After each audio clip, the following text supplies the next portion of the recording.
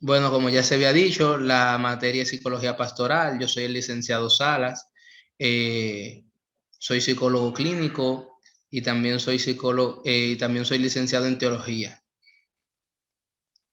Me gustaría saber qué es la psicología pastoral. Vamos a hablar un poco de esto, de dónde viene, cuándo surgió, por qué el nacimiento de la psicología pastoral.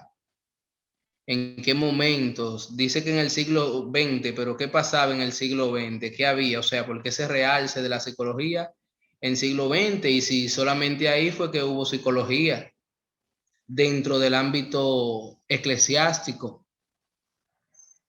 Aquí hay una pregunta que dice, ¿qué es la psicología pastoral? Me gustaría que alguien me ayudara con la plantilla, por favor, si no es mucha molestia. Amén. ¿Qué es la psicología pastoral? Psicología pastoral es una frase moderna, es resultado del impacto del desarrollo de la psicología en el siglo XX. Detente un Se- segundo ahí, por favor. En el siglo XX, el auge de la psicología fue luego del siglo XX. ¿Qué pasó? Que luego de la Segunda Guerra Mundial, ya ustedes saben, las personas se encontraban en desacierto, desahogo, muchos con pérdidas, otros con trauma de la guerra. Entonces ahí fue donde el auge de la psicología tuvo mayor empuje a pleno siglo XX. Y desde ahí comienza también los pastores y las personas creyentes a utilizarla, ya llamada como psicología pastoral. Puedes seguir. Bien, según Paul Johnson, significa simplemente la aplicación de la psicología al trabajo pastoral. Se trata, pues, de estudios teóricos y clínicos del ministerio pastoral. La consejería pastoral cristiana tuvo sus inicios en la tradición judía. El rabí, como consejero comunal, facilitaba el que las personas pudieran solucionar sus situaciones de vida y manejar los conflictos y cambios cotidianos con sabiduría e integridad. Como pueden ver, la psicología pastoral tuvo su auge y dice que los estudios fueron teóricos y clínicos. ¿Qué quiere decir? Que ellos tuvieron que fajarse a estudiar, que ellos tuvieron que comenzar a sacar conclusiones, vieron conductas que necesitaban más que oración. La oración siempre será esencial, pero más que oración necesitaban cómo moldear, cómo moderar esa conducta. Alguien que viene de la guerra o que ha tenido una pérdida de seres queridos, más de uno en la guerra, y esos traumas que no simplemente necesita oración, sino que también necesita un abordaje psicológico para poder permitir que esa persona viva con el suceso sin que cause ningún tipo de daño psicológico. Dice que la psicología pastoral como tal comienza en el siglo XX, pero dice que los judíos o el rabí hacía la función de psicólogo porque como consejero comunal trataba de lidiar y de moldear los conflictos y cambios entre las personas de la comunidad con sabiduría e integridad. ¿Qué hace un consejero? ¿Qué hace un psicólogo? Un psicólogo es consejero y más si es en la iglesia. ¿Por qué? Porque más que psicología necesitamos personas que manejen consejería, pero a una gran altura. ¿Por qué? Porque recuerde que nosotros en la iglesia hacemos trabajos comunitarios, o sea, a nosotros nos llegan, él es homosexual, nos llega, él es pandillero, él es atracador, y es verdad que la oración tendrá su efecto en ellos, pero hay una parte conductual que habrá que trabajar y necesita seguimiento. ¿Qué pasa? Que normalmente nosotros, a esas personas, los recibimos y lo primero que hacemos es comenzar a adoctrinar, lo que no está mal, pero necesita un seguimiento conductual. ¿Quién debe dar ese seguimiento? Nosotros los evangélicos hemos cargado mucho a los pastores, le dejamos todo a los pastores y no, debe haber alguien que se ocupe de ser el consejero, de dar seguimiento, porque él va a seguir teniendo pensamientos de atraco, pensamientos de robo, y todo ese tipo de pensamiento no se le va a ir de un día para otro. Y recuerden que una conducta que se repite constantemente da dificultad dejarla. ¿Qué es la psicología pastoral según estos doctores? El último no es un doctor, no se preocupe. Me gustaría que una persona diferente me ayudara un poquito aquí con qué dicen estos grandes científicos y psicólogos de qué es la psicología pastoral. Amén. Dice, el doctor J.H. Van der Berg ha llamado la psicología pastoral una ciencia híbrida. Una ciencia híbrida. Es híbrida porque al mismo tiempo ciencia secular y ciencia teológica es Detente un segundito psicología. ahí. Ciencia pastoral y ciencia teológica. Eh, Se nos está dando a entender Van der Berg que el individuo necesita tanto un seguimiento pastoral como un seguimiento de un consejero. ¿Por qué hay una diferencia? Porque el consejero o psicólogo necesita dar un seguimiento para comenzar a trabajar lo que es el área conductual, mientras que el pastor o el guía o líder necesita comenzar a trabajar lo que es mordear y llevarlo a su... un poquito, este micrófono me interfiere para hablar. Gracias. Necesita el pastor, que es el que le va a dar la enseñanza de su nuevo estilo de vida espiritual, mientras que el consejero le va a dar enseñanza y seguimiento para cambiar la conducta que emite en el área física, o sea, la conducta visible, ¿verdad? Negativa por una conducta positiva. Continúa, por favor. Según Thurneysgens, bueno, han enredado eso. Turnisen. Para entrevistar al hombre en el cura del alma, hace falta en el preámbulo conocer al hombre.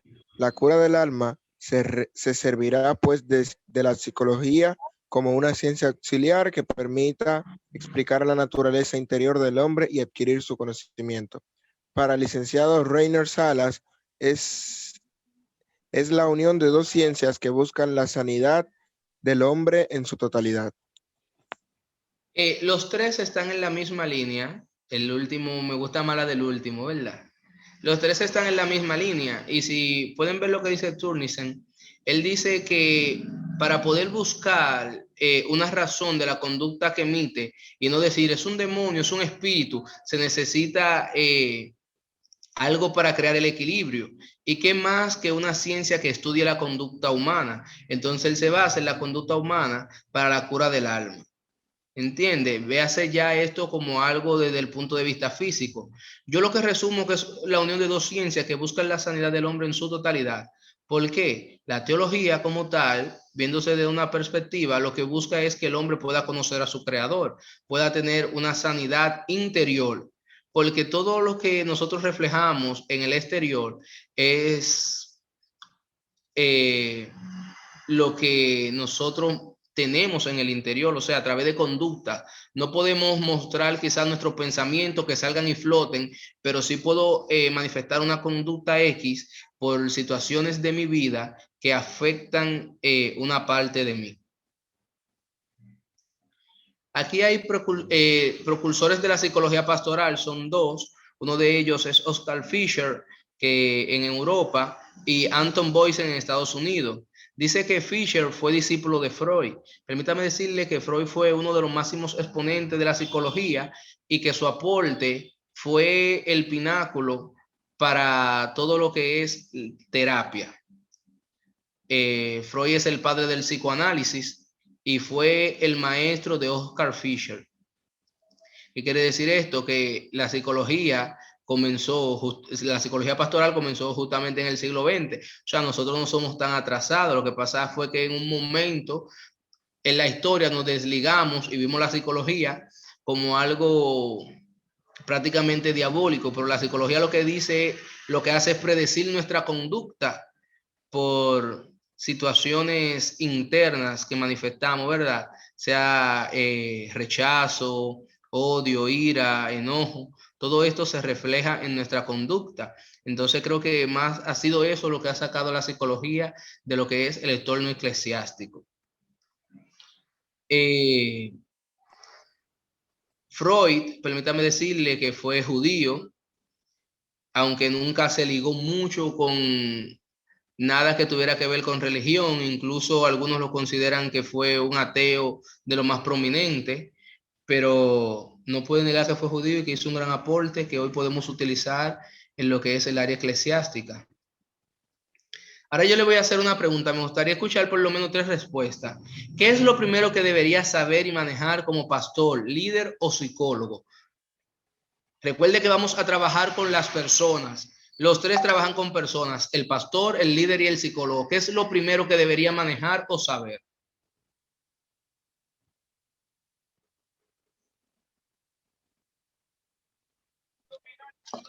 Sí. El Ajá. problema. Hablo. Claro que sí. Ok. Bueno, déjeme decirle, licenciado, en primer lugar, el pastor debe conocer, o sea, debe tener un poco, aunque sea un poco de conocimiento de lo que es la psicología.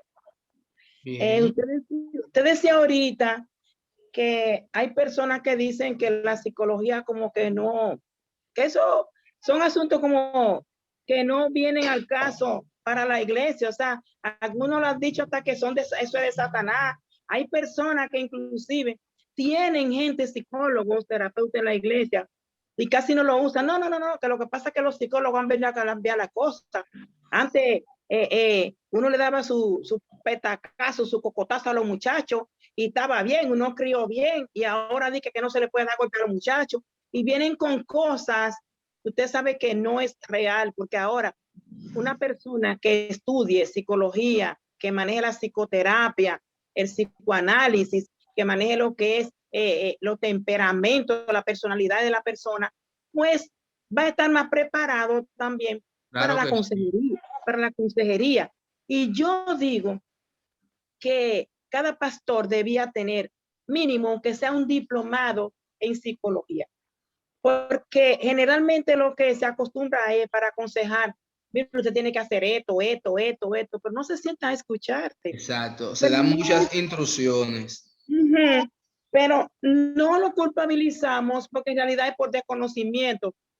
Pero sí yo he observado que a la gente le gusta poco estudiar y principalmente a la gente del ministerio le gusta poco irse al área de la psicología. Y esto es tan Sí. bello. Mire, yo amo esto es precioso. Así que esa es mi aportación. ¿Usted ha estudiado psicología? Yo soy terapeuta familiar y de pareja. Perfecto. No la voy a dejar hablar mucho, porque usted ya me habló la mitad de lo que yo tenía preparado para hoy. Es verdad. Ay, Dios. ¿Quién más quisiera decirme qué debe saber un psicólogo, maestro o pastor, líder? Recuerde que va a lidiar con Amén. personas. Ajá. Exactamente, como usted acaba de decir, yo opino que un pastor, un líder y bueno, por supuesto un psicólogo que ya viene en la carrera, deben de saber lidiar con personas.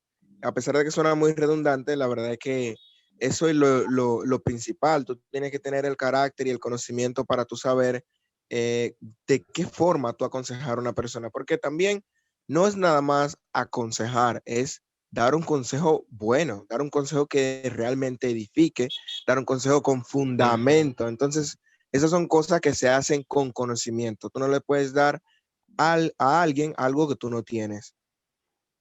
Muy buen aporte, William. Me voy con uno más. ¿Quién más me dice qué es lo primero que debería saber o manejar? Ok. Yo creo que un buen psicólogo, pastor, debe saber escuchar. Ante todo, debe saber escuchar. Es una herramienta poderosa. Bien. Lo primero que debes saber es acerca de la personalidad, temperamento y carácter. La hermana Martiria Guzmán dio en el clavo. Esa mujer la hay que dejarla participar poco aquí. Me da la mitad de la clase en pocos segundos. Dice que lo primero que debe manejar es todo lo referente a la personalidad. ¿Por qué? Porque aquí depende qué tipo de consejo tú vas a dar. Porque si voy yo y tú me das un consejo, pero luego va Jordan y tú le das el mismo consejo, ¿crees que va a funcionar de la misma manera? Jordan es una persona calmada, yo soy alguien eufórico, nunca va a funcionar el mismo consejo para dos personas con personalidades totalmente diferentes. Y la personalidad, ya que de aquí depende la psicología, esta a su vez se divide en dos, que son carácter y temperamentos. ¿Por qué la psicología depende de la personalidad? Déjenme, quería tener esto paralelo para ver las personas aquí, pero me está haciendo un daño.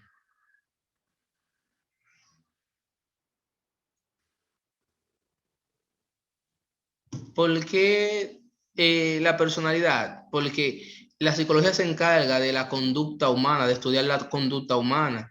¿Y dónde radica la conducta? En la personalidad, en el carácter, en el temperamento.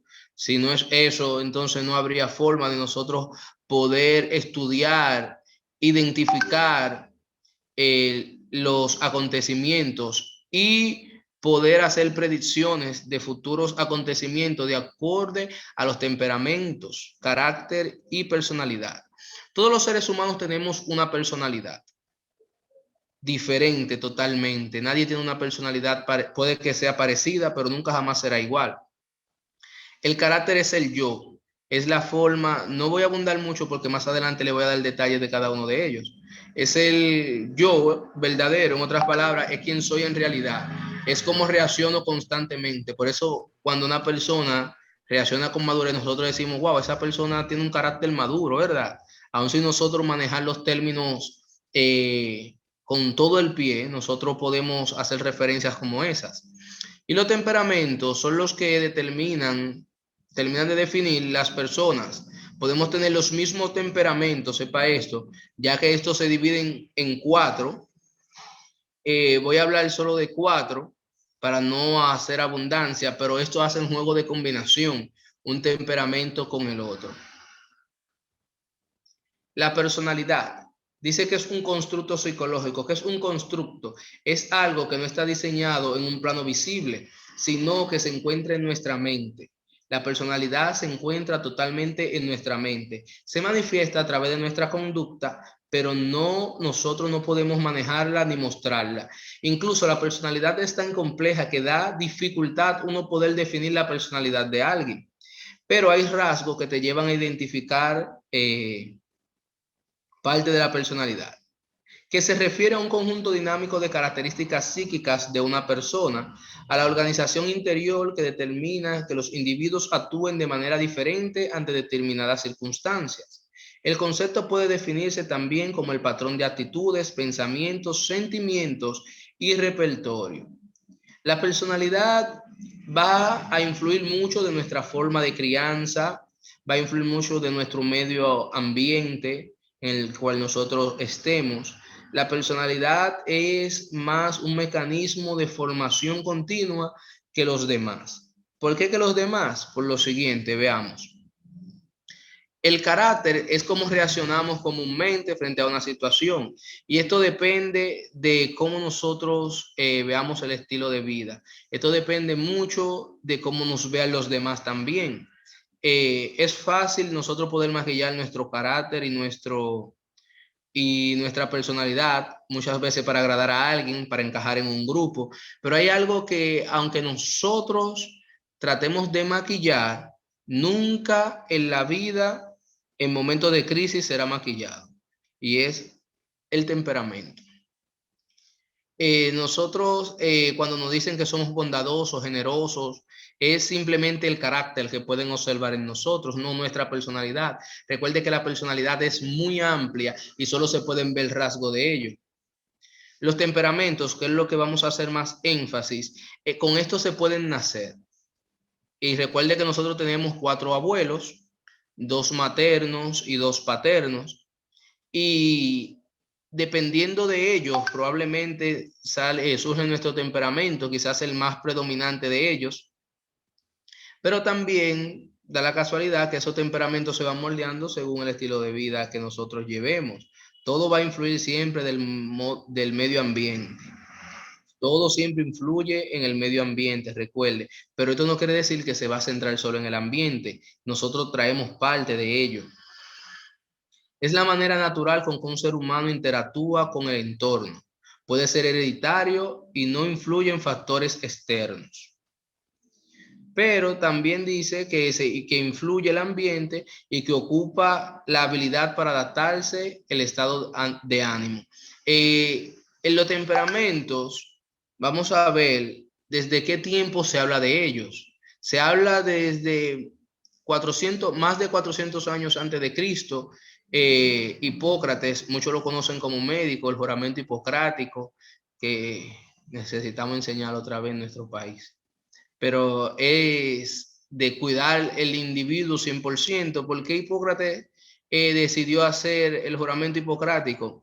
Los trastornos mentales eran bruscamente estudiados.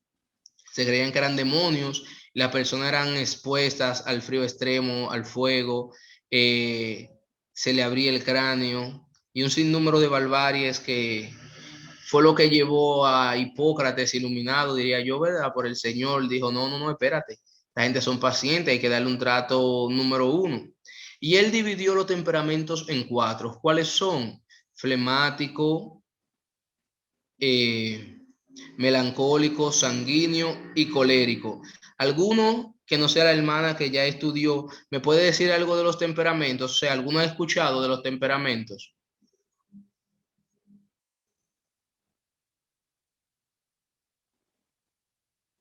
No me digas que me dejaron solo en medio de la clase.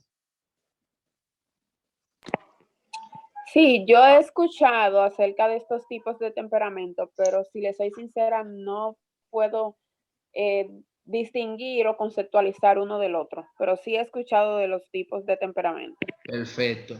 Entonces, esta es una herramienta, tanto nosotros conocer nuestro temperamento como el conocer los temperamentos de nuestro miembro de la iglesia. ¿Por qué? Porque esto va a permitir que nosotros podamos hacer el juego de roles. Hay personas que son dejadas y no simplemente son dejadas porque ellos son así, sino que su temperamento, en la parte negativa que poseen, le permite o hace ese juego de actitud en ellos.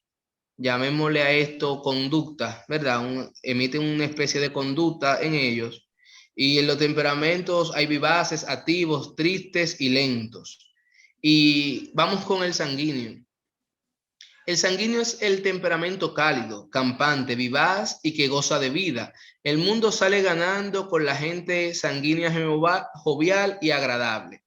Permítanme decirle, voy a tratar de no abundar mucho porque ahorita más adelante voy a hablar de la parte positiva y negativa de cada temperamento.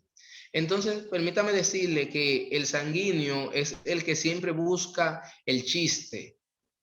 Fíjese si tiene alguien cercano con esta característica. Siempre trata de tener un chiste, siempre está alegre, es difícil verle enojado. No es que no se enoja, pero con mucha dificultad. Siempre anima, donde llega, el entorno se cambia.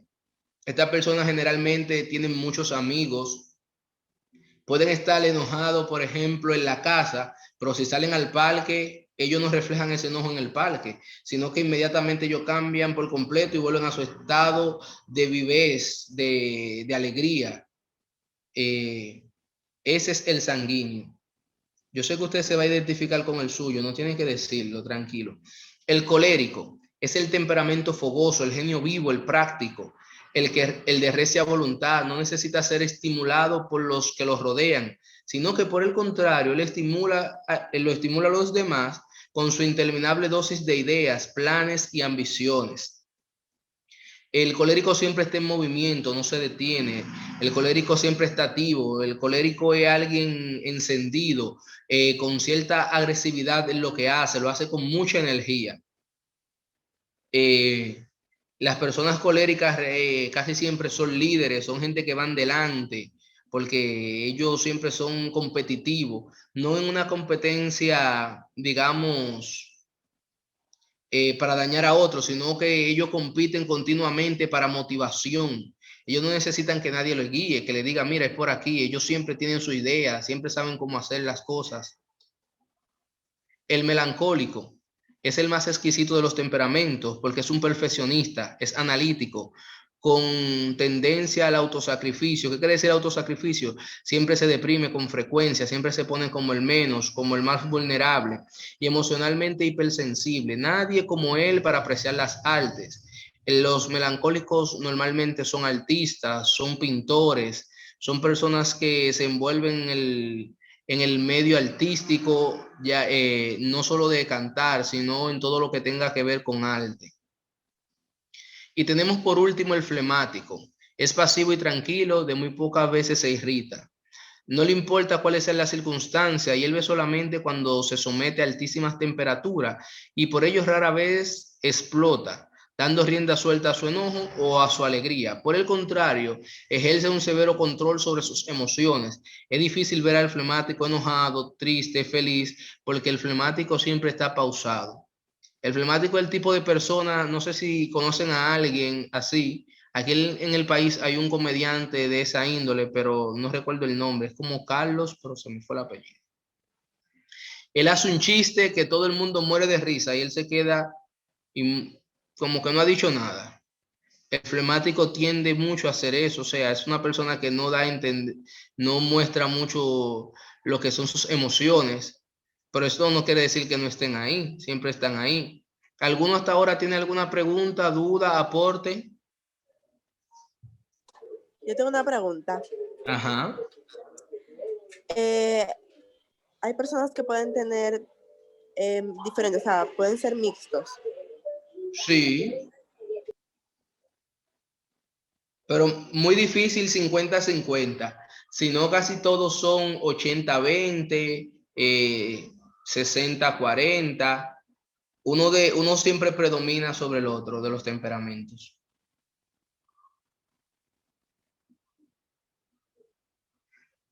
Ok, gracias. De nada. ¿Alguien más? ¿Alguna pregunta o aporte? Si no, proseguiré.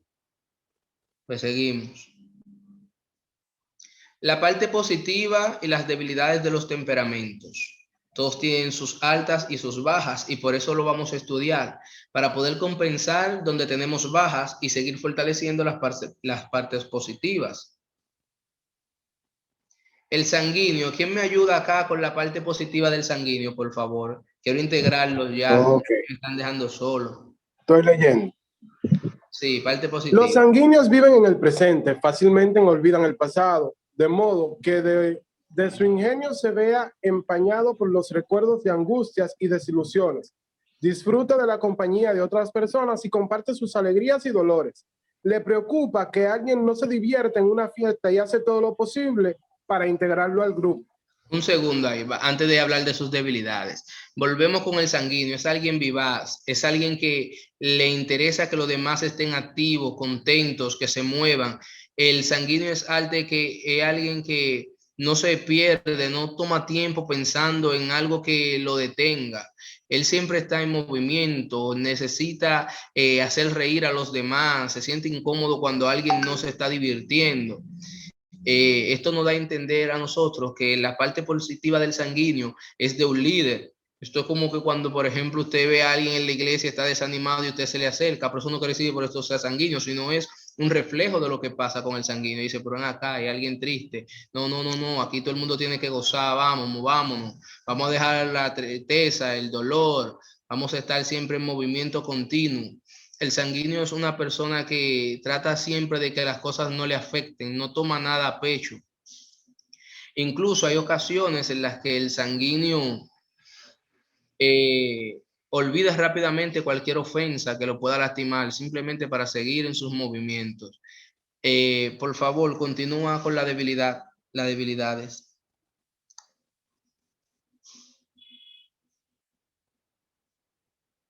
Bien, y dice, nunca está lejos de las lágrimas a pesar de ser un temperamento alegre por excelencia.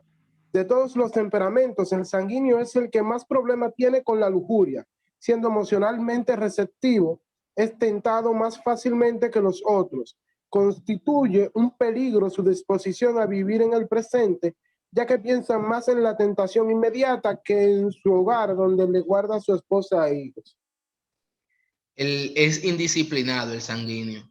A pesar de todas las cosas, no, le es difícil sentar cabeza. Siempre el estar en movimiento le impide fructificar y dar fruto de disciplina.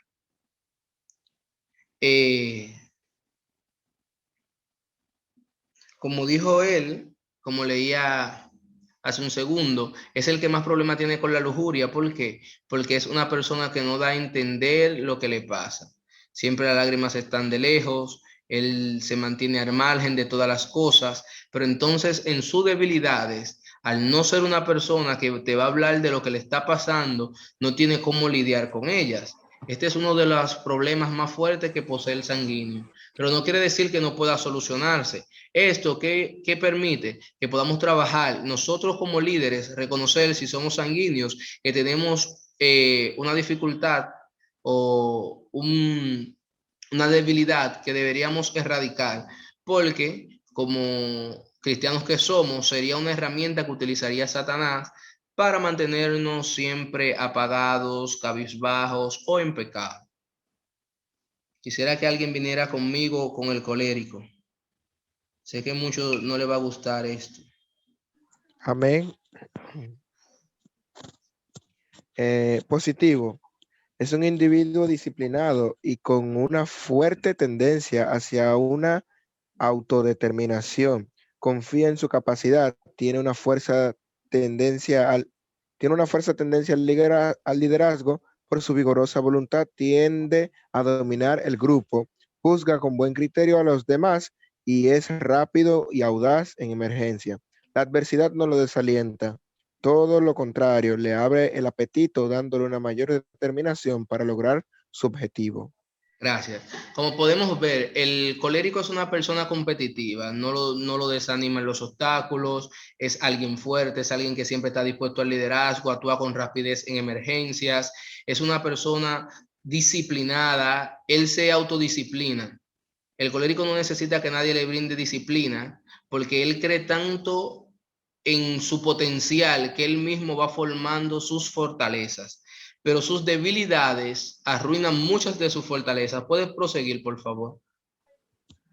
Entre las debilidades más prominentes figuran sus rasgos de dureza, ira, impetuosidad y autosuficiencia.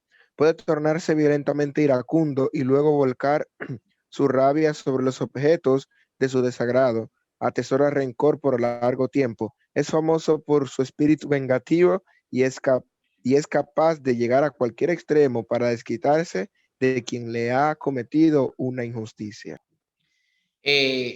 Las partes débiles del colérico son muchas, pero sus fortalezas o su parte positiva también son muchas. Pero se ven opacadas sus fortalezas por sus debilidades, porque por ejemplo, donde dice que se torna violento, que borca, que es iracundo, cuando el colérico se enoja hace bulla. O sea, cuando me refiero a que hace bulla, que hace sonido, es porque muchos se enteran de que hay alguien enojado en el área. Tienen que escucharlo. Es vengativo, guarda rencor por mucho tiempo. Dentro de la iglesia afecta mucho su liderazgo. Porque como sabrán, alguien que esté guardando rencor, alguien que ame la venganza, alguien que siempre esté puesto y esperando el momento justo para desquitarse, no es alguien que va a ser un líder capaz y objetivo. Aunque sí hace buen juicio, cuando un colérico da un juicio, préstele atención porque él no se basa en emociones. Es alguien que aunque no es tan metódico como algunos de los demás temperamentos para analizar, es alguien que por experiencia, él actúa por experiencia. Siempre se mueve a través de ya lo sucedido. Aprende rápido con una caída, no necesita tropezar mucho el colérico. Necesito a alguien diferente que me ayude con el melancólico, por favor. Amén. Sí. En la parte positiva del melancólico, es de naturaleza sensible, un genio en potencia, perfeccionista, su mentalidad es creativa, conoce sus limitaciones, son fieles con facilidad, con frecuencia se autoevalúan, con rapidez Ok, espérate. Con frecuencia se autoevalúan con rapidez, sí. Esta capacidad analítica le permite destacarse en campos de matemáticas, ciencias teóricas, arquitectura, medicina y otras vocaciones donde se requiera precisión. Perfecto. La parte positiva del melancólico, como podemos ver, la mayoría de genios, la mayoría de personas, de los filósofos y genios, a la actualidad, haciendo evaluación, se ha dado a conocer de que son melancólicos. Son personas que ellos mismos se ponen a pruebas en el perfeccionismo, les gusta la perfección, son las personas que siempre, aunque esté bien, ellos entienden que pueden mejorar un poco más. A veces se tornan molestas estas personas por el hecho de que cuando, por ejemplo, creemos que estamos bien y él da una palabra o una aportación dando a entender que se puede mejorar, uno a veces se siente cabizbajo, dice, pero ¿cómo si esto está al máximo, al boom? A este individuo no le cabe, o sea, no le cae bien, no lo ve bien. Es porque ellos son perfeccionistas, no es que quieren ser así, sino es que su propio temperamento lo lleva a eso. Dice que se destacan, saben sus limitaciones, es una persona medida. Cuando habla, habla. No es una persona que va a hablar simplemente, perdón, por emoción, no es una persona que va a hablar porque cree que así se sonaría más lindo. El colérico tiene mucho problema con el melancólico. ¿Por qué? Porque el melancólico siempre quiere un poco más de perfección. Y una de las debilidades que no mencioné ahorita del colérico es que cuando son líderes, el propio orgullo, si no lo miden, lo torna molesto y mandón, mandan mucho. El colérico le gusta que le hagan las cosas, le gusta tener el control. Disculpe que se lo dije ahora, fue para que usted no pierda esa información.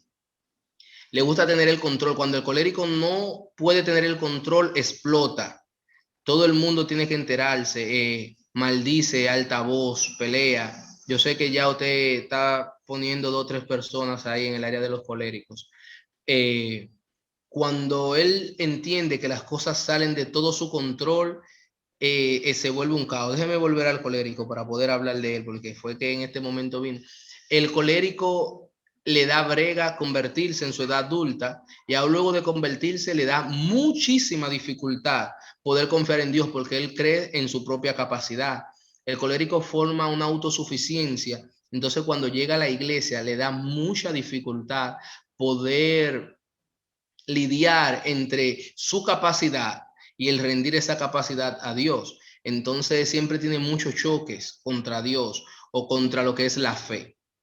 Pero tiene una fortaleza. Dice que la mayoría de los generales de Dios y líderes grandes como Moisés, Moisés no, muchos grandes líderes fueron coléricos y esto es debido a la formación, a su disciplina, pero tiene debilidades muy fuertes, incluso dije como que cuando no tiene el control, las cosas se escapan de lo que él puede dominar, se enoja con frecuencia.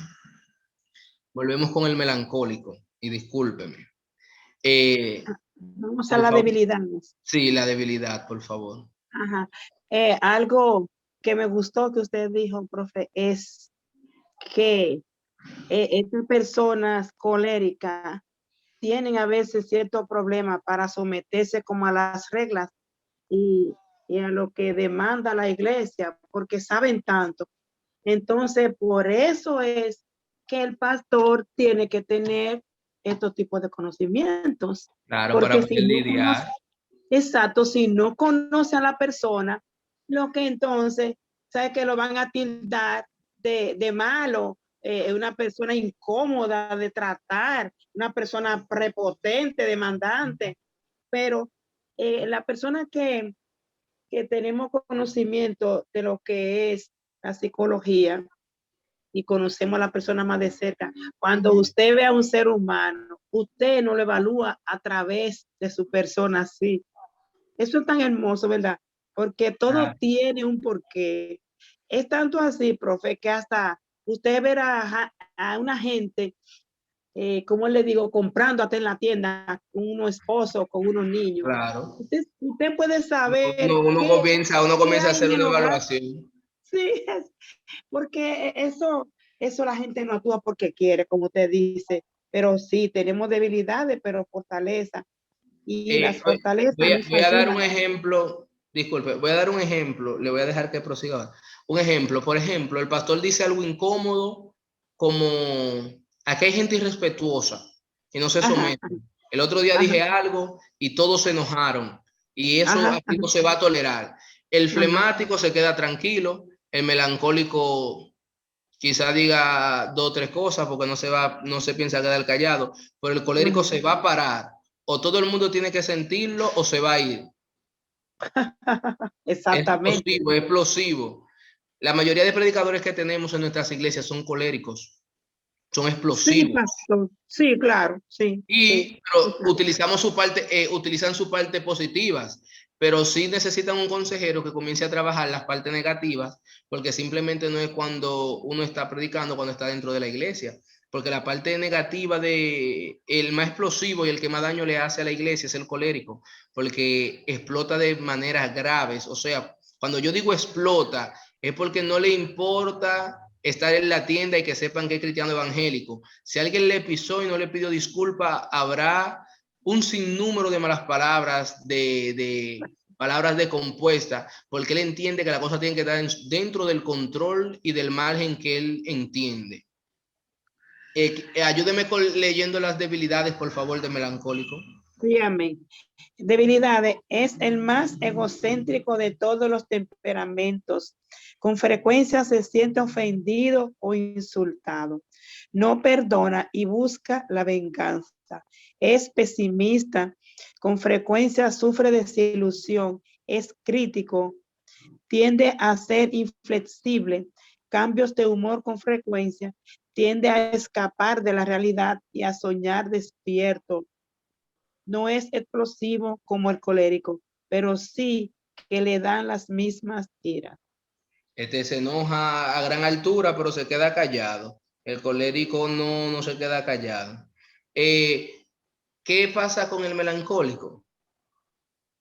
Que el melancólico no puede, al no poder expresarse, al no poder explotar como el colérico, porque el colérico explota y si logró explotar, a los 2 minutos está bien, no tiene ningún problema. El problema es cuando el colérico se encierra.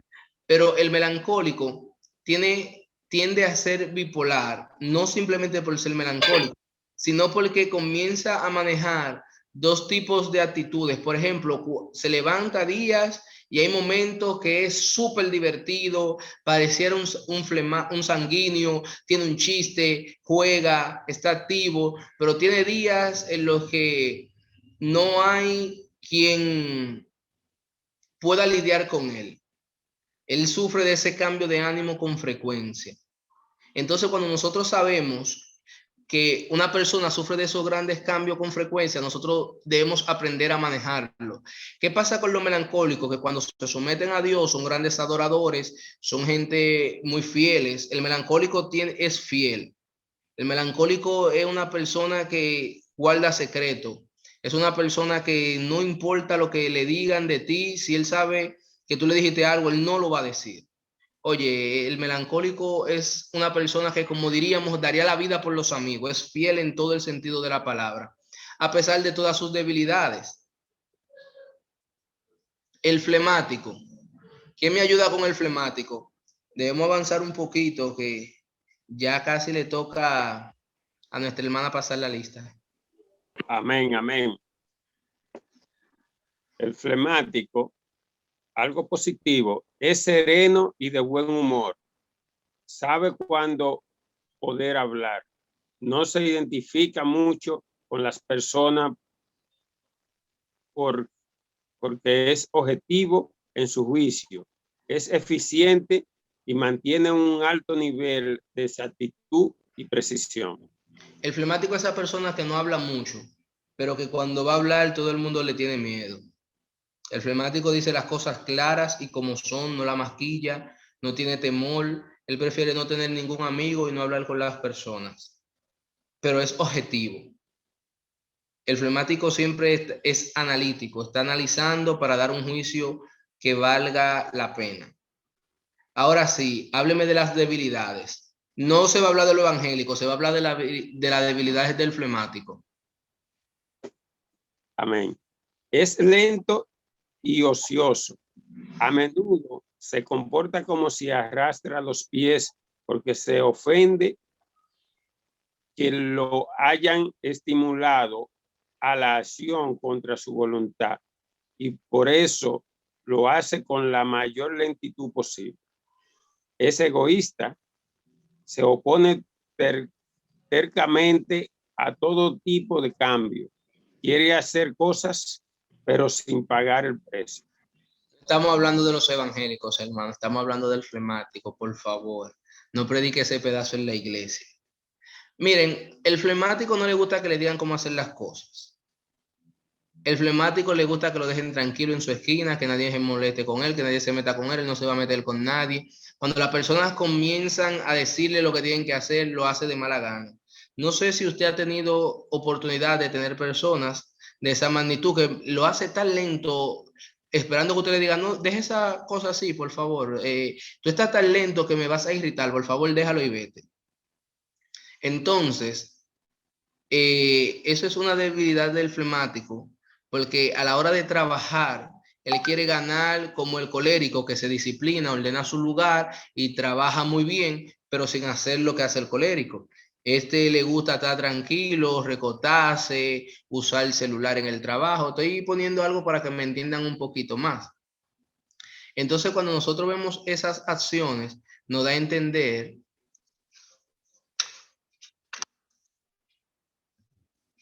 ¿están viendo la diapositiva?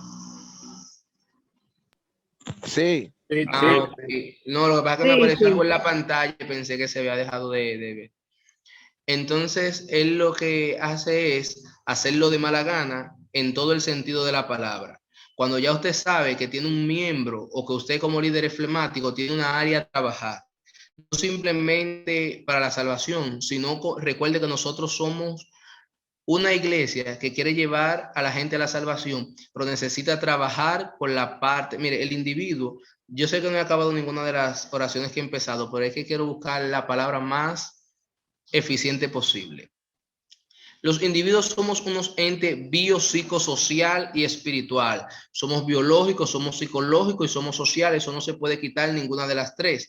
Y espiritual, que tampoco se puede quitar. Queramos o no, creamos o no, poseemos las cuatro.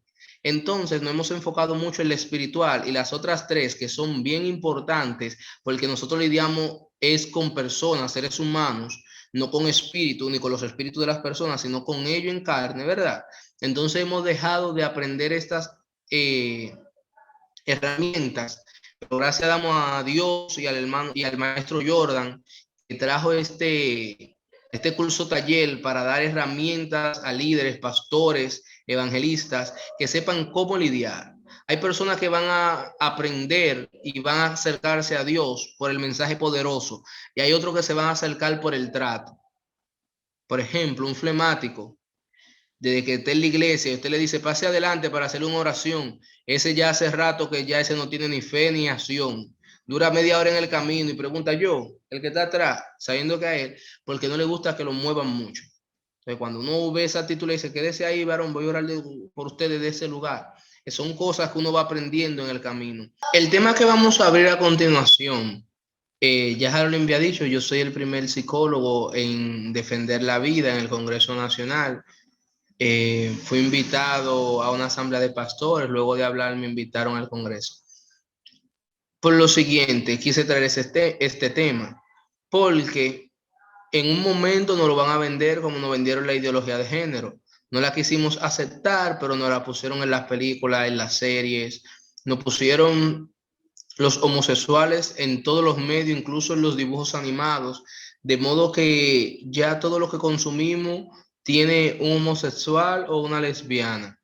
Entonces, el plan de ellos no es tanto con los adultos y con las personas que están definidas en cuanto a la ideología de género o en aceptarla o no aceptarla, sino en mordear a los más pequeños, que son los más vulnerables, y hacerle entender que todo es común y normal que dos hombres vivan juntos. Entonces, por ese tema quisimos traer El tema a continuación. La iglesia y la ideología de género. Esto abarca un sinnúmero de eventos. Yo puse la ideología de género en sí, pero la ideología de género es una herramienta utilizada por un grupo mayor que son llamadas feministas. Vamos a hablar un poco de ello, de tanto su manifestación, incluso de cómo han llegado dentro de nuestras iglesias y cómo identificar cuál sería la mejor herramienta, cómo deberíamos actuar en cuanto a eventos que se presenten. Como dice, la iglesia es el término que viene de eclesia, cuyo origen se remonta a su vocablo griego, que significa asamblea. Permite nombrar al templo cristiano. Se trata de la edificación donde se desarrolla servicios religiosos públicos y se encarga de poner en alto los valores morales, la familia, mientras que tiene como centro al Dios creador y salvador. Esa es la parte eclesiástica.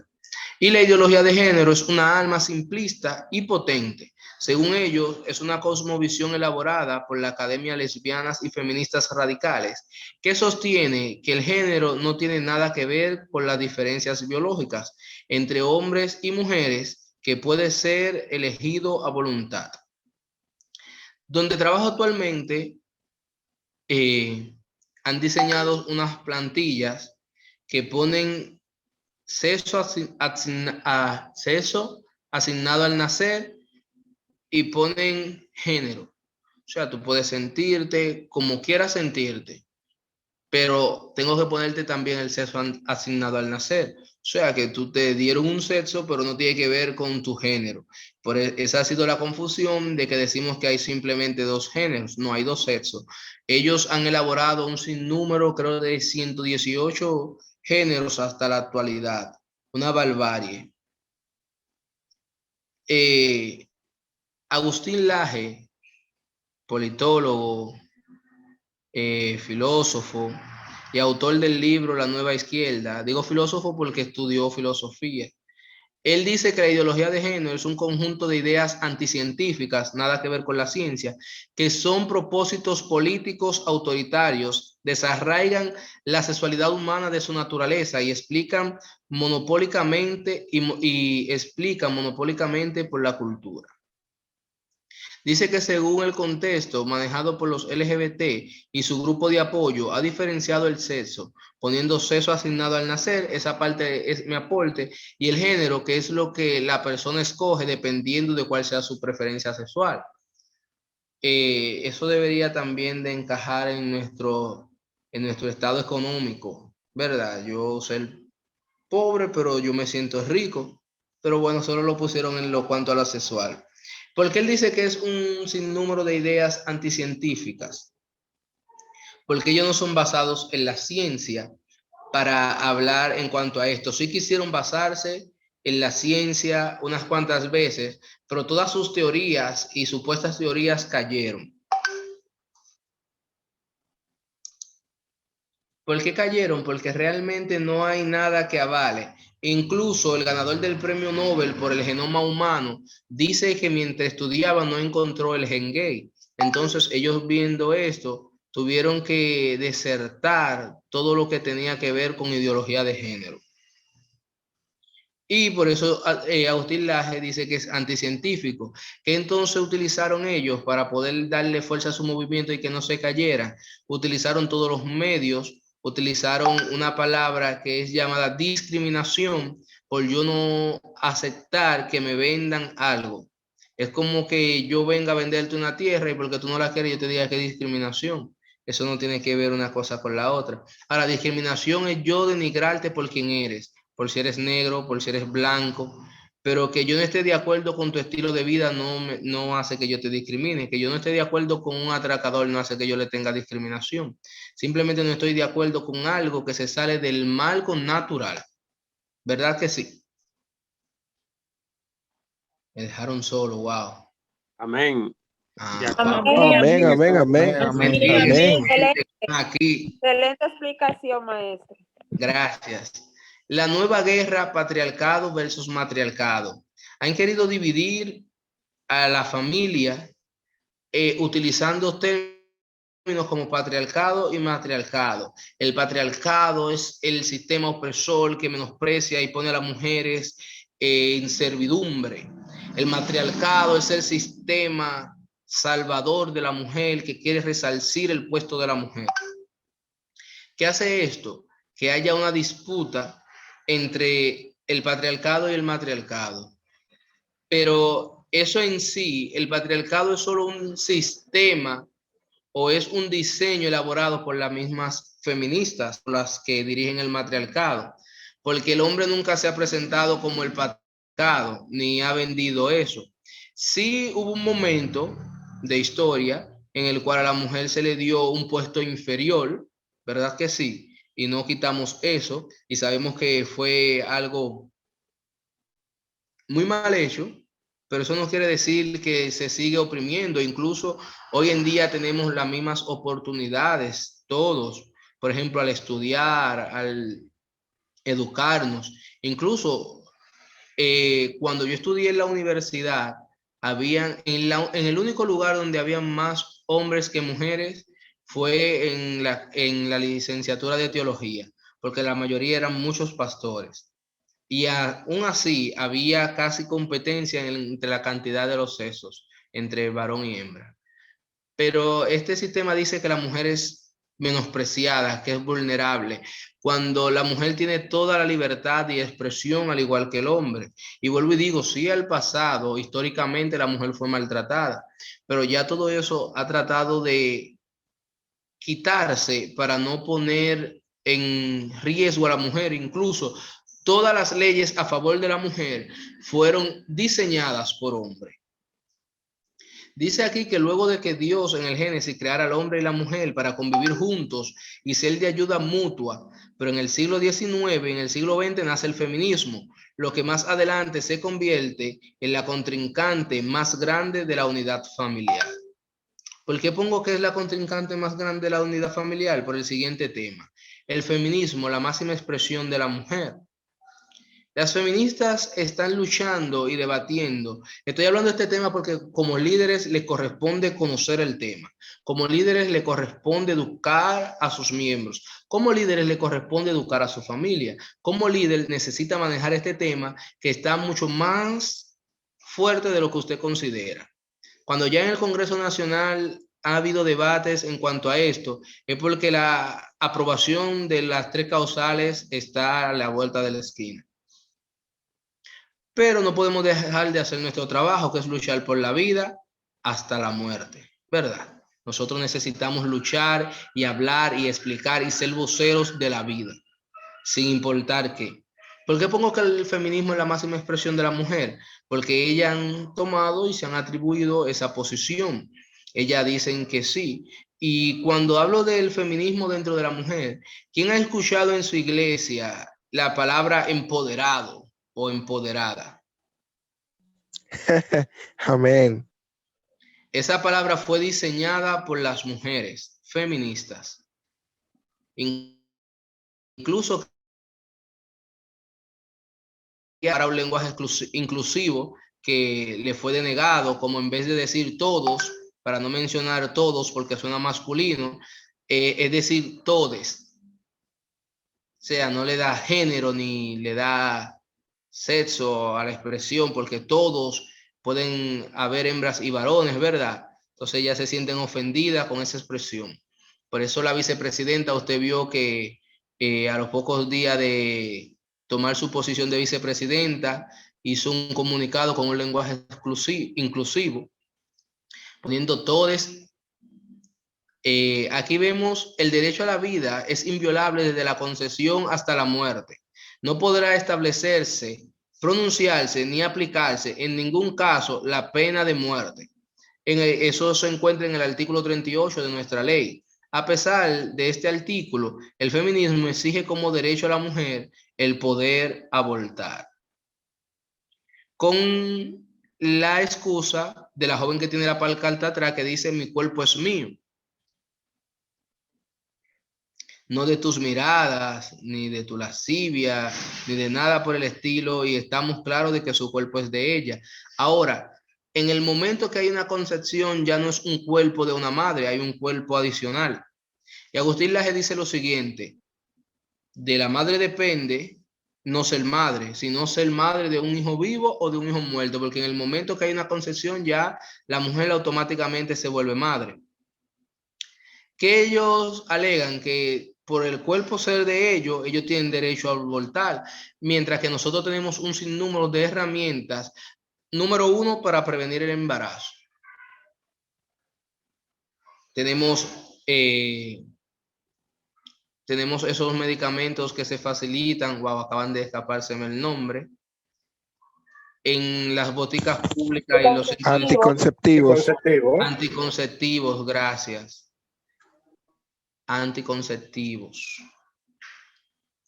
Los anticonceptivos son de manera gratuita, se le entregan a las mujeres. Está el uso del preservativo sin ningún tipo de problemas, pero todavía ya exigen mejor el derecho a asesinar a los niños dentro del vientre. ¿Qué son las tres causales? Son las herramientas que ellos están buscando para justificar el derecho a la muerte. ¿Por qué digo herramientas? Porque se tratan de herramientas diseñadas por gente malévola. ¿Por qué digo la palabra malévola? Simplemente porque son tres herramientas que están diseñadas para tocar el corazón de cualquier ser humano. Por ejemplo, producto de una violación o un incesto. Si su propio padre viola a una niña y la niña queda embarazada, ¿cree usted que es justo que una niña que ha sido violada por su padre, sabrá hace cuánto tiempo, recibiendo maltrato físico y sexual, dé a luz esa criatura que va a ser el fruto de su tormento, de su dolor? Por favor, ustedes abran el micrófono y díganme, ¿qué piensan ustedes sobre eso?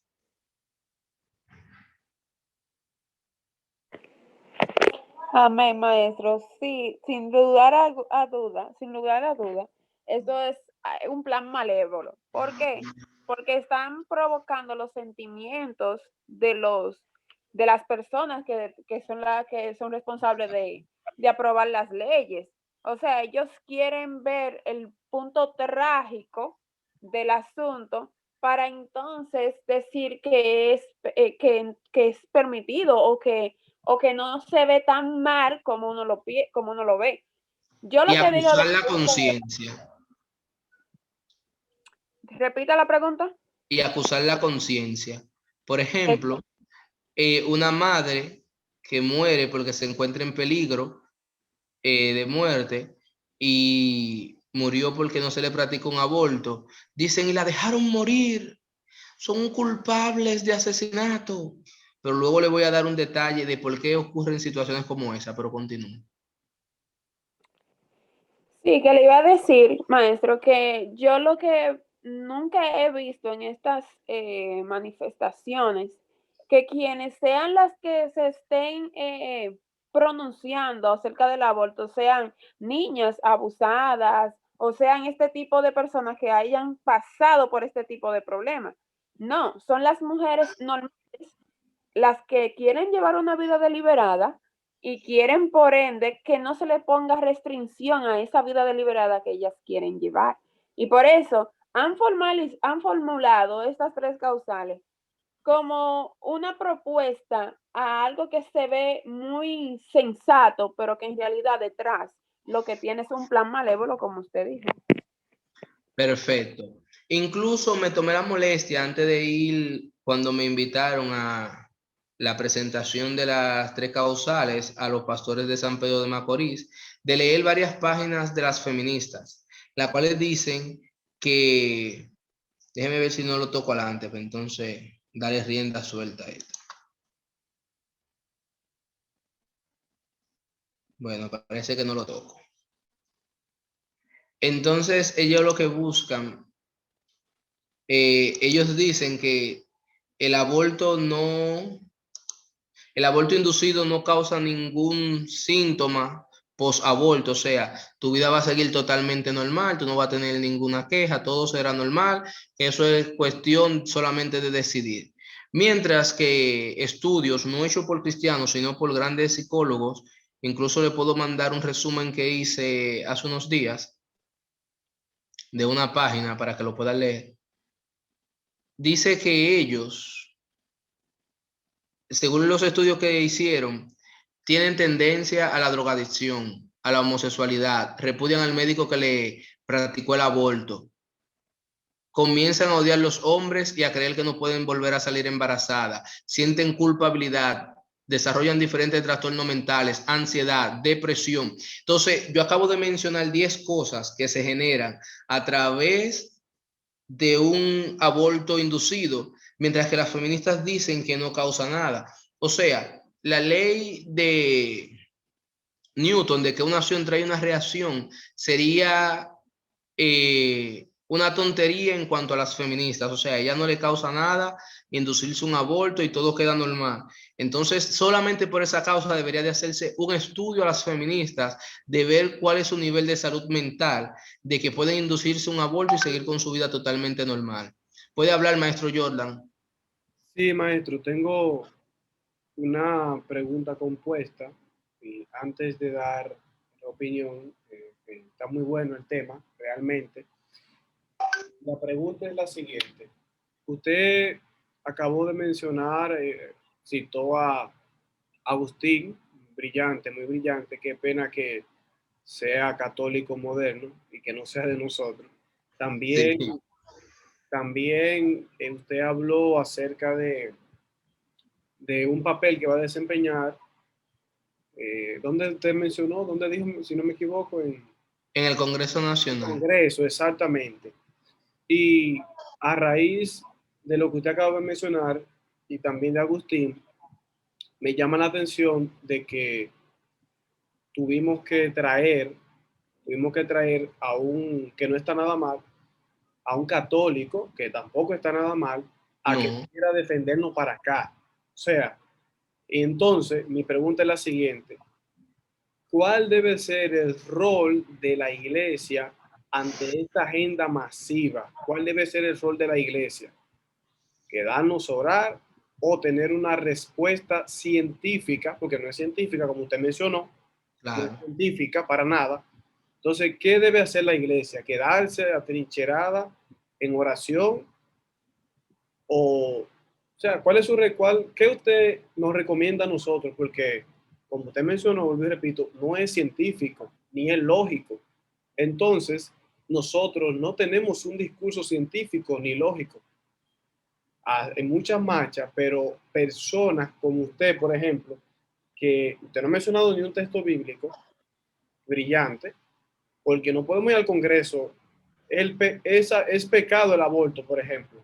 No sé si me explico, maestro. Sí, no, claro. Entonces, ante esas situaciones, ¿qué debe hacer la iglesia ante esta agenda global?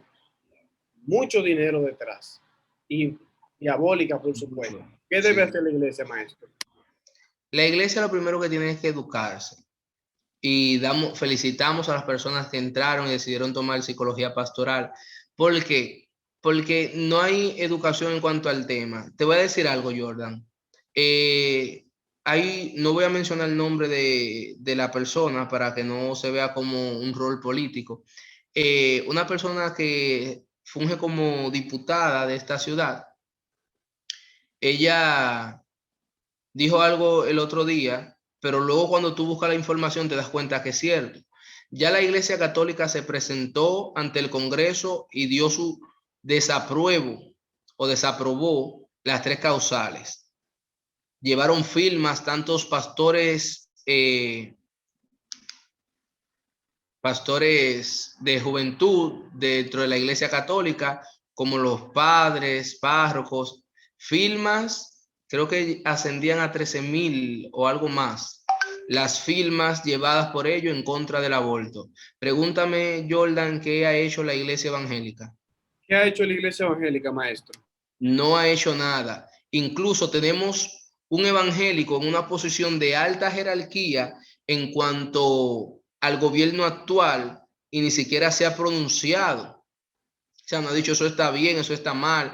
No me interesa, ni voy, por eso no mencioné el nombre de la persona de San Pedro, para no mencionarlo como si fuera un rol político, sino que se necesita gente vocera, pero no que vayan y digan, la Biblia dice y no matarás. Esa gente no le interesa la Biblia. Incluso ellos están hablando de que la Biblia no debe utilizarse para fungir una ciudad o una constitución. Entonces, cuando tú le hablas a la Biblia, tú le estás dando a ellos aprobación de que ellos tienen cierta razón en un aspecto, porque aunque nosotros la vemos como un medio moral, ellos no la ven así. Entonces nosotros necesitamos prepararnos, documentarnos de toda esta información, pasarla hacia adelante, no quedarnos solo con ella, porque no vale de nada que 5 o 10 evangélicos manejemos esta información y que al final los demás no. Usted dijo que iba a hacer una aportación también, maestro. No, sino que iba a elaborar mi pregunta en base a lo que usted ha dicho y ha respondido de una manera excelente. Muchas gracias, maestro. Gracias. Pues como ven, las 3 causales son las siguientes: producto de una violación o incesto. Incesto es cuando un familiar cercano, padre, tío, hermano, es quien abusa de la víctima. Cuando el embarazo pone en peligro la vida o la salud de la madre. Voy a hablar de algo que me pasó como psicólogo. Tengo una paciente que una hija de ella falleció no hace mucho tiempo. Tenía una condición de salud vulnerable. Pero ¿qué sucede? Que ya la doctora le había dicho a la madre que no podía salir embarazada. La madre entendió eso. Luego la joven presentó un novio, ya una joven con 16, 17 años, presentó un novio en la casa. Y le pregunto a la madre que entonces por qué no la planificó si presentó un novio. Ella me dice que ella habló claro con ellos, que ella entendía que no iban a sostener relaciones sexuales. Número 1, no son cristianos. Número 2, nadie detiene las relaciones sexuales ni el miedo a morir. Y número 3, ¿por qué no la planificó? O sea, ¿por qué tú te dormiste en los laureles? ¿Por qué pensaste que no, que yo no iban a tener relaciones sexuales? Entonces, ella se sentía mal porque llevó a la niña a varios lugares y ninguno quiso practicar un aborto. Incluso lo llevó donde un médico muy reconocido de acá de San Pedro, que es adventista, y dijo que él no podía, que eso violentaba. En un momento me sentí indignado y ahí fue cuando decidí comenzar a hablar contra las 3 causales. Y yo dije, wow, debieron practicar el aborto, porque en verdad si se dieron cuenta que la vida de la madre estaba en riesgo, y después ahí mismo desperté y dije, no, pero si la madre sabía, o sea, hay una condición, tú sabes, planifica a tu hija. Dije, pero ven acá, ¿qué me pasa? Y eso me está tocando los sentimientos. Y ahí fue cuando decidí despertar y comenzar mi guerra entre las causales. La malformación o incompatibilidad con la vida. La malformación quiere decir que un niño que venga sin piernas o que venga sin brazos debe ser abortado. ¿Usted cree que un niño sin piernas y sin brazos debe ser abortado? Necesito 3 respuestas rápidamente, que el tiempo avanza y para abarcar el tiempo de manera eficaz. Claramente no. No, ¿verdad? ¿Quién más tiene una respuesta? Un niño por Yo malformación. entiendo que no, incluso han nacido sin piernas y sin brazos y han llevado una vida excepcional, mejor a veces que el que la trae completa. Bien. ¿Alguien más?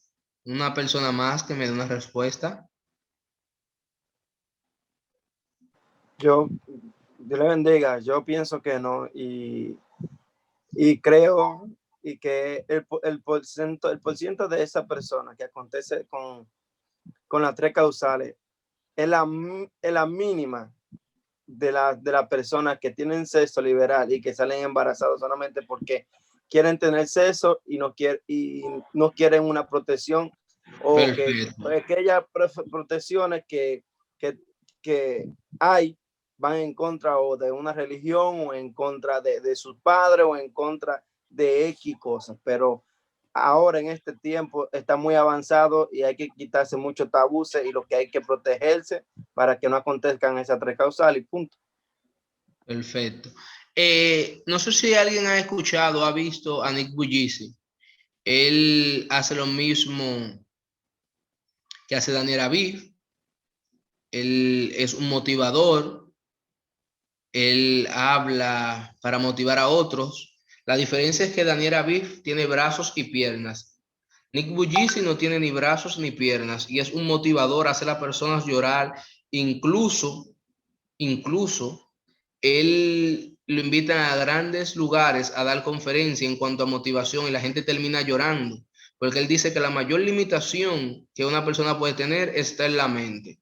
Él es uno de los principales defensores de la vida por malformación, porque imagínese usted que él lo hubiesen abortado por malformación. Alguien que ha ayudado a miles de personas con brazos y piernas, él sin brazos y piernas, lo ha ayudado con su autoestima.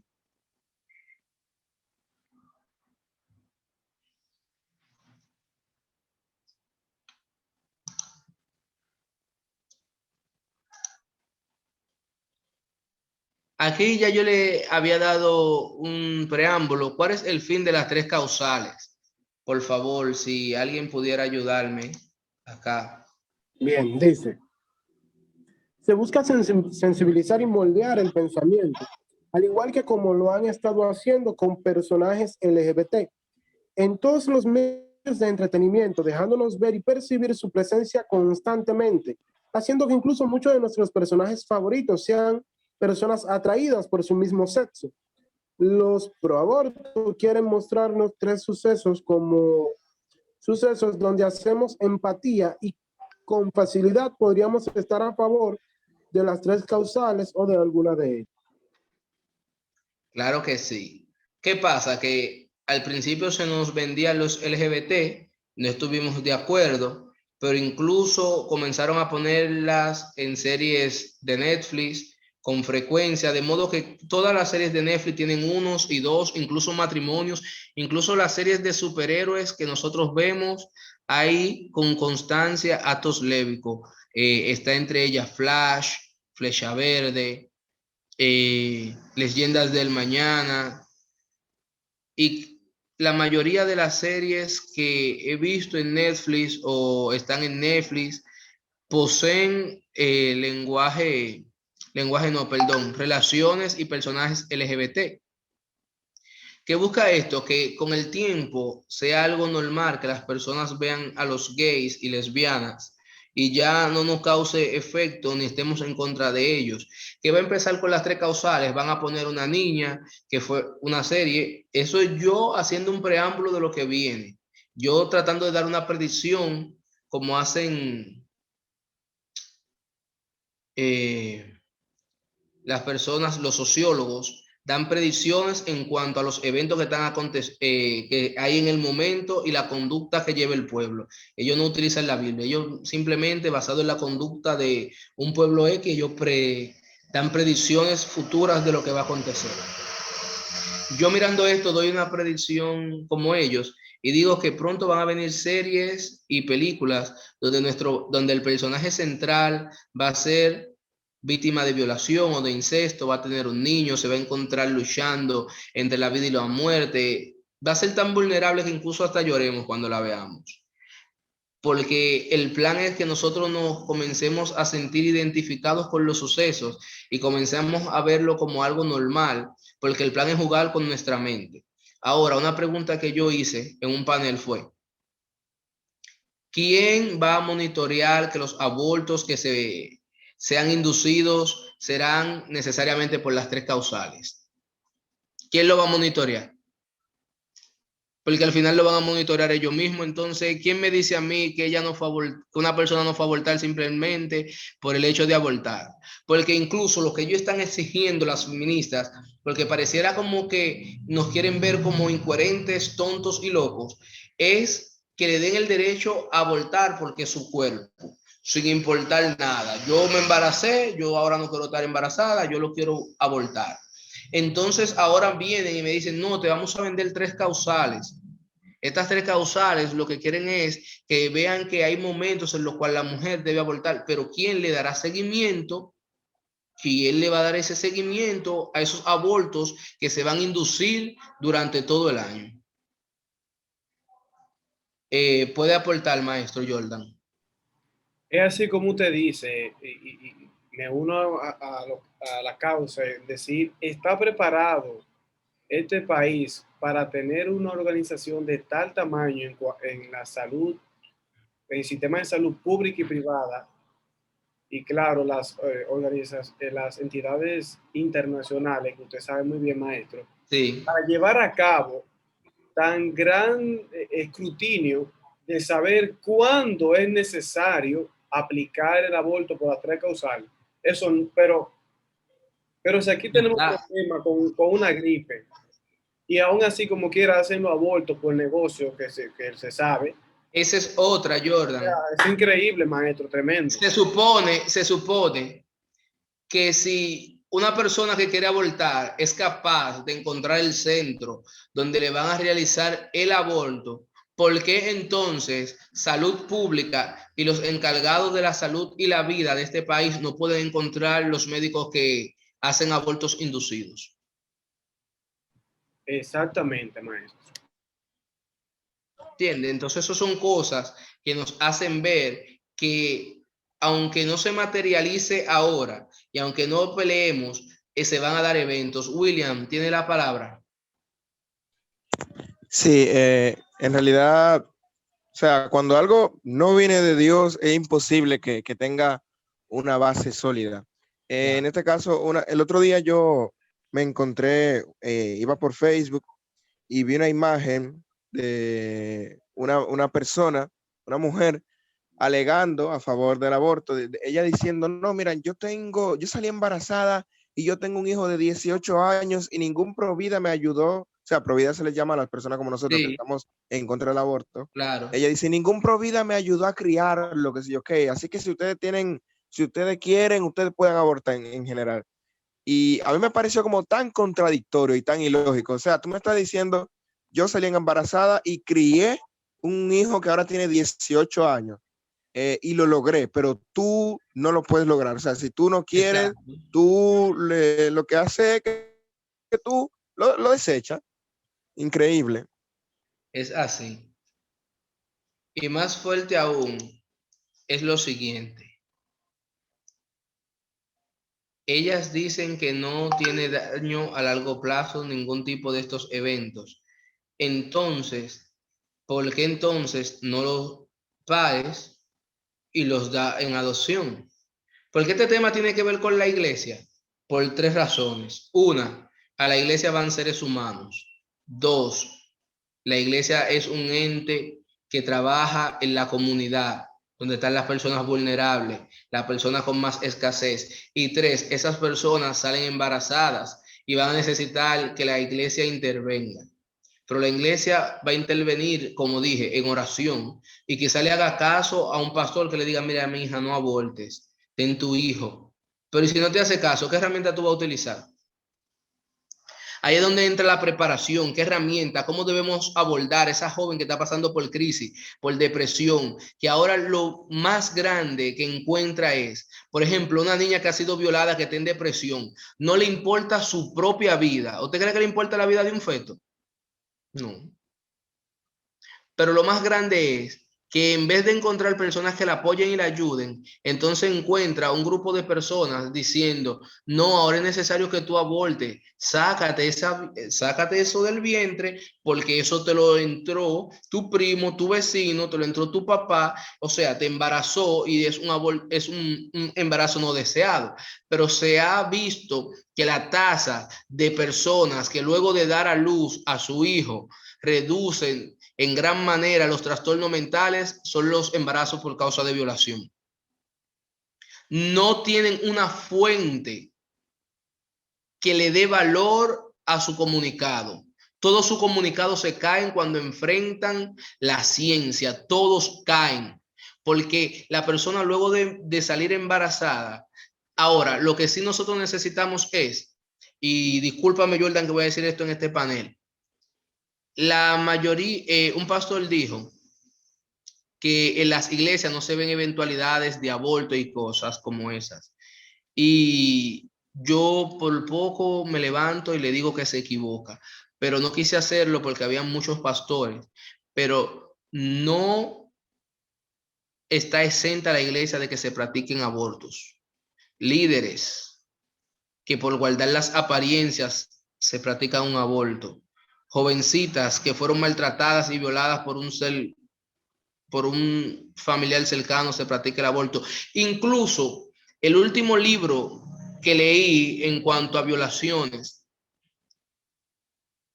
que no lo pude encontrar lamentando el caso en PDF para enviarlos, dice que el perfil de un abusador sexual es exactamente muy parecido a un perfil de un evangélico sano. O sea, no hay diferencia prácticamente. Es una persona decente, honrada, es una persona de buen testimonio. Y por eso casi nunca se cree a la víctima cuando dice o refiere a haber sido tocada o violada.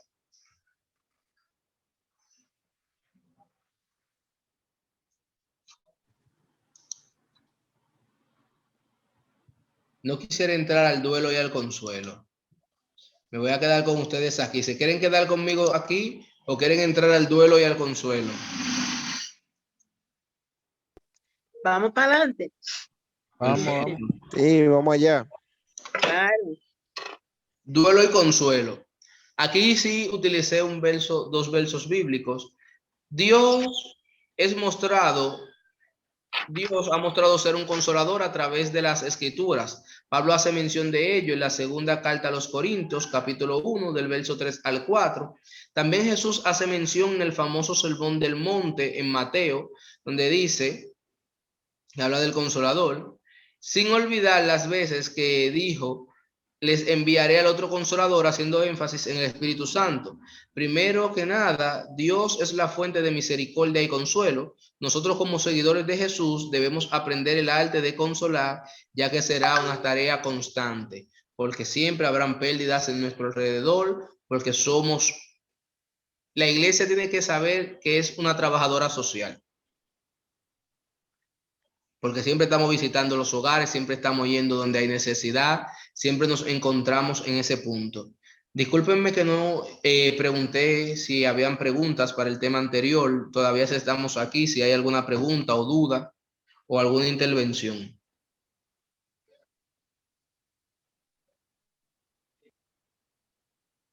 Si no, pues seguimos entonces.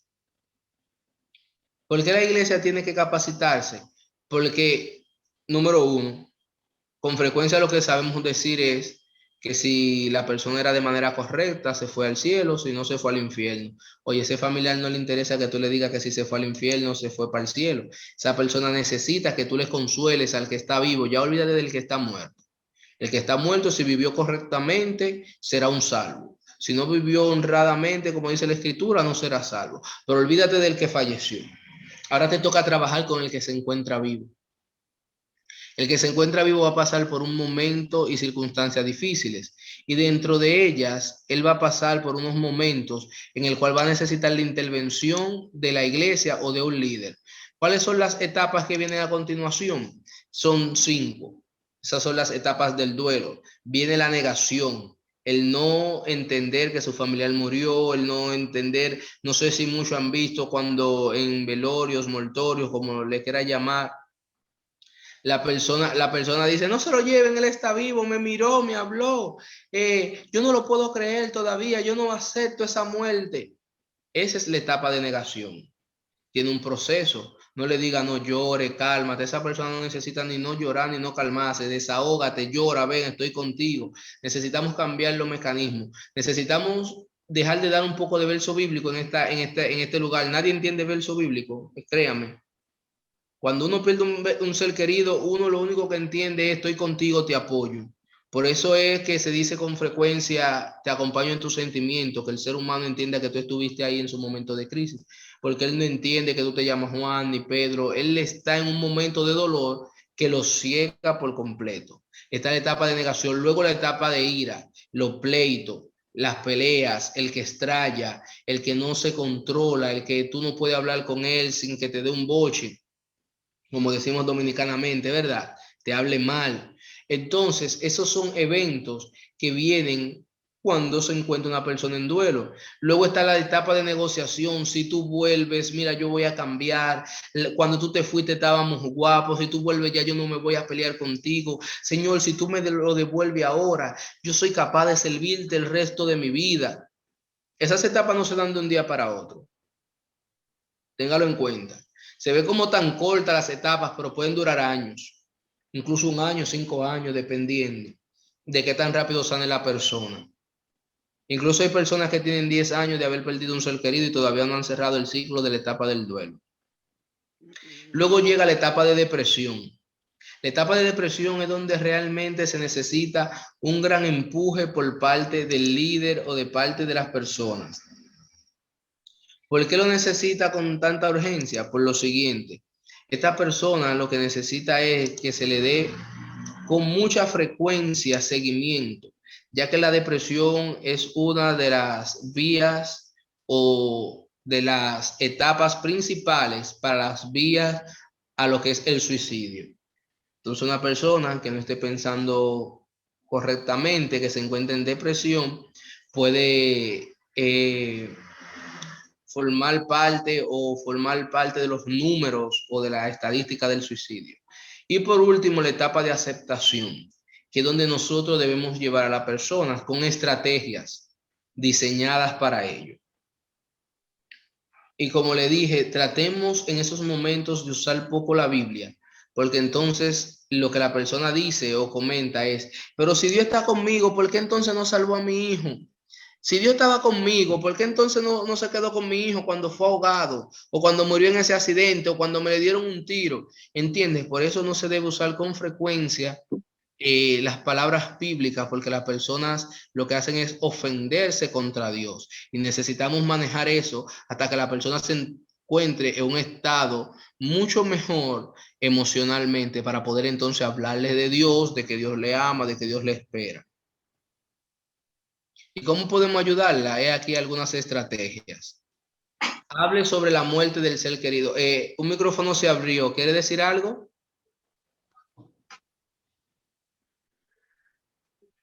Hello. Hello. Sí. Aquí estamos. ¿Qué es lo que usted decía? Que fui... De lo que usted está hablando, de la consolación del duelo y eso. Sí. ¿Cómo podemos ayudarle?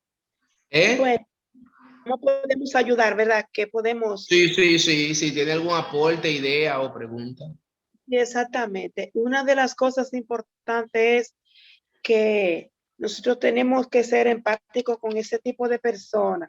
Porque Perfecto. a todo nos pasa. Entonces, una de las palabras buenas que le pueden ayudar es que sí, que lo entendemos. Yo te entiendo.